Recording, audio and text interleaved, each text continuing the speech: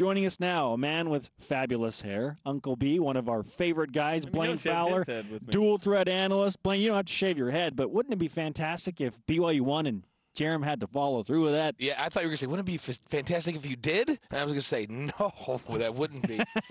I'm not that crazy. I will never promise. I don't promise that to me. I know. Yeah. I'm excited for Jerem to shave his It's head. all for the team. He also put the top button on the line for a month. He's not going to do up his top button for a month. Yeah. Wow. I know. That's what people don't know is he keeps that up there. He's so manly, and he has so much hair on his chest. He has to do that to keep that stuff contained. I mean, if he unbuttons that thing, stuff is going to be coming out of there that nobody needs to see. Yeah, Chewy. All right, let's move on from that uncomfortable topic.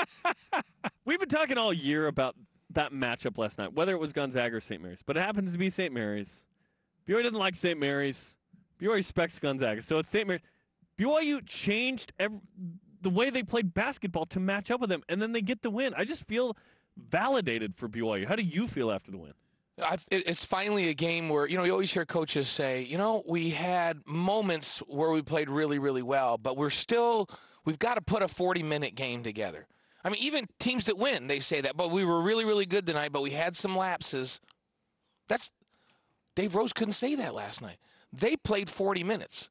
I mean, that was a near perfect basketball game in terms of execution. It was off the charts, and I love that they were able to do that against a really good basketball team. And they built what they're doing this year to compete with St. Mary's, but really to compete in this league because teams in this league shoot threes really well, and they execute really well. And to be able to match up, BYU couldn't be quite as streaky as they were. BYU was in a position where they go out and score 85, but then some days when they weren't shooting, they couldn't match up the way they needed to, and they would lose games against teams they shouldn't lose to. They would lose to St. Mary's.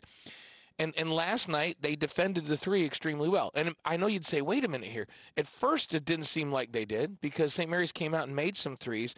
But when the game was on the line in the second half, they held St. Mary's to 25% from three-point land, 3 of 12. The averages played out. They held maybe one of the best three-point shooting teams, especially clutch three-point shooting teams in the country. This is a team that, when they've been behind in games all season long in St. Mary's, they knock down threes and win games. They did it to BYU in the regular season.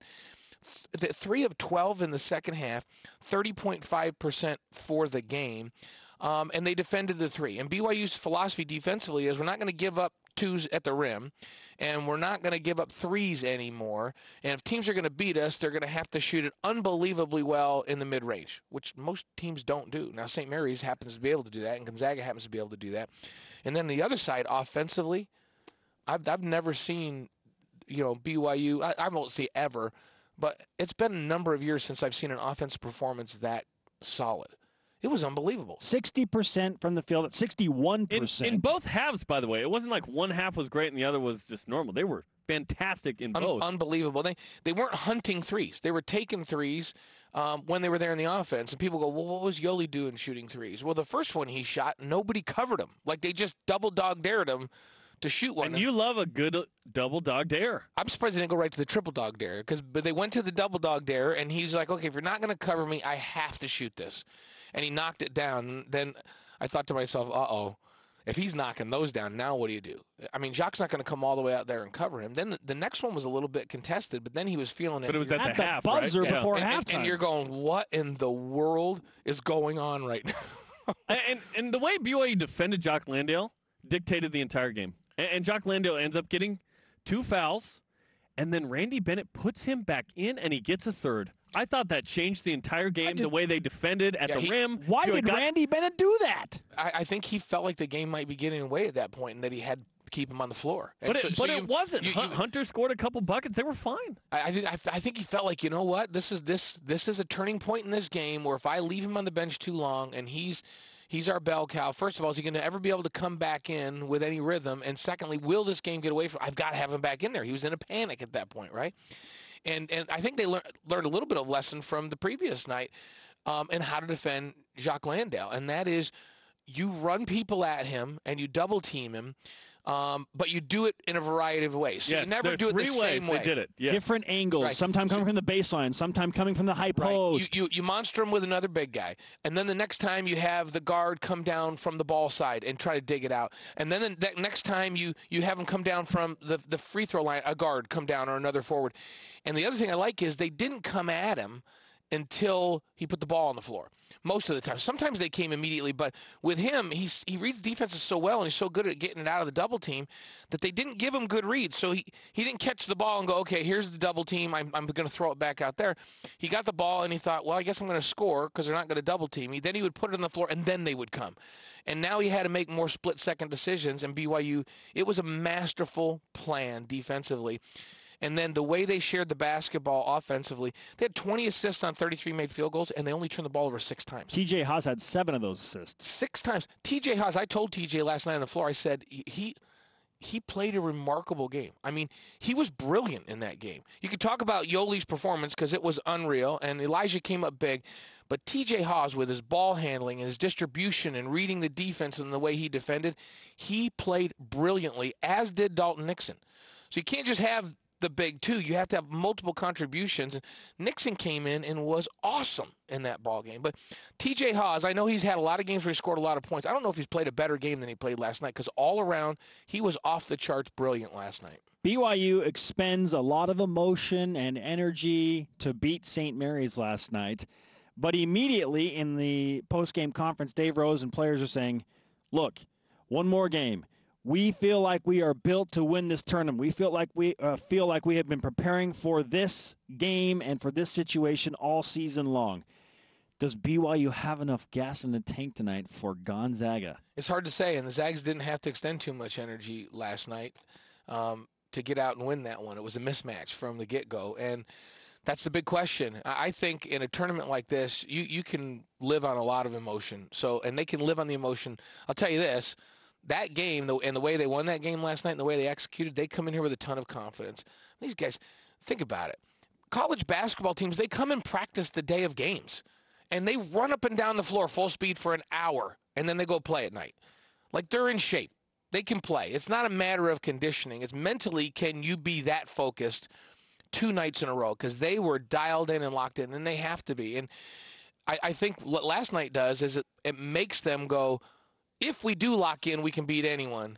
And so they come with that little bit of an edge that we believe in what we're doing, and now let's go do it again. And Gonzaga's it's hard to believe this. They're a better rebounding team than St. Mary's is because they have more than just Jock Land. They have so many good rebounders on that team. Yeah. And they have so many ways that they can beat you as a team. And so you can't just say, hey, we're going to lock down Landale now. Or, it's not just stop the post. It's stop the guard penetration, and it's recover to the shooters. They have multiple guys that can shoot from out there. They make 9 threes a game. And so the philosophy is the same, but it's a little bit tougher because they're a little more balanced than St. Mary's is. But I'm telling you, if they execute and share the ball the way they did last night, and they're willing to have the kind of effort for 40 minutes defensively, they have a chance. The Zags are playing the best basketball in the league right now. We said that before the game last night. A month ago, I would have said St. Mary's. Now, without a doubt, Gonzaga's playing the best. They're worthy of a top 10 ranking. Absolutely that good. But BYU played well enough last night to be a top. They could have beaten a top 6 team last night. Can they bring it again tonight? To me, it's not physically do they have enough energy. It's mentally, can they stay focused for another 40 minutes and play the way they did? If they play the way they did last night, they can beat anybody. Okay. Does what BYU did against St. Mary's last night change the way you will view the season, regardless of what happens against Gonzaga tonight? A little bit, because I saw just huge progress, and I saw the culmination of what they told me that they wanted to do at the beginning of the season show up last night in a clutch situation against a ranked team in an unbelievable environment where there's a ton of pressure on them. Validation. They did what they said they'd do. We wanted it in the regular season. Yep. It didn't happen. They did it in a more important setting. They did it in spurts during the regular season. There were times during the regular season when I would go, oh, yes, this looks like where they want to get. And then I would say to myself, but this is a young team with a lot of new faces. The stars aren't the same stars from last year. It's a completely different system offensively and defensively. It's going to take another offseason for them to really get this. So last night, that just sped it all up for me. And I went, okay, that's exactly what they want to do. And now what I feel is the offseason is even more productive because the players that are all back, by the way, go, remember the way we played against St. Mary's? That is the standard now. They have a better offseason. They come back next year and they pick up where they left off. And so I feel like regardless of what happens tonight, the future looks bright because these players understand what good or what great looks like now. They just played it. They played great. We'll end with this, Blaine. The NFL just announced the retirement of referee Ed Hockley, which means congratulations, you have the biggest biceps on television. Congratulations, Ed. When he signals a first down, it's scary. Everybody just stands back. Traps are legit. This is medium. We need to get you tighter fitting shirts. Thanks, Blaine. None with stripes, though. None with stripes. Okay. All right.